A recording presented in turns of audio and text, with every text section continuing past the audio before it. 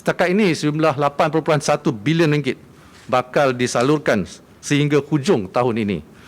Antara perkara yang saya ingin tekankan adalah, pertama, jumlah besar bantuan tunai secara langsung kepada rakyat dengan peruntukan sebanyak 16.7 bilion ringgit untuk keseluruhan tahun ini. Kedua, pelbagai bantuan masih dalam proses pelaksanaan. Masih ada baki untuk tempoh Jun hingga Disember tahun ini adalah sejumlah 8.1 bilion ringgit. Ini termasuk BPR ataupun bantuan prihatin rakyat, ini bernilai 4.5 bilion ringgit, serta bantuan bulanan kebajikan masyarakat bernilai 1.25 bilion ringgit. Dan ketiga, inisiatif baru kerajaan alhamdulillah mendapat sambutan yang baik. Contohnya jaringan prihatin yang dilancarkan pada Mei yang lalu, di mana setakat ini 1.7 juta telah diluluskan, termasuk lebih 500,000 mendapat telefon pintar baru. Di samping itu, program e-belia yang dilancarkan pada Jun telah memanfaatkan 1.9 juta belia melalui kredit e-wallet bernilai RM150. Kepada sektor perniagaan untuk tahun 2021, jumlahnya yang diperuntukkan lebih kurang 14.1 bilion ringgit. Kedua, bantuan ini belum berakhir. 1 juta PKS Mikro akan menerima GKP pada hujung bulan Jun dan juga bulan Julai. Sebulan Jun ini dia akan menerima RM1,000 dan bulan Julai ini akan menerima RM500.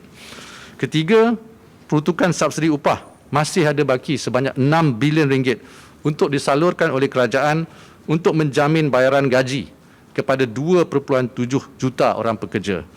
Dengan kata lain, kerajaan menampung dan membayar gaji rakyat yang terkesan. Seramai 2.7 juta orang pekerja, kerajaan secara langsung telah menolong dengan membayar gaji kepada mereka.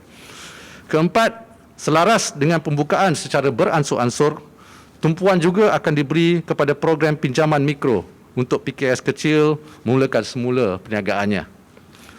Dan subsidi yang diunjurkan mencecah 15 bilion ringgit tahun ini, berbanding dengan perbelanjaan hanya 9 bilion ringgit tahun lepas. Dengan kenaikan harga minyak global, kerajaan telah memastikan impak kenaikan kos sara hidup rakyat dihadkan.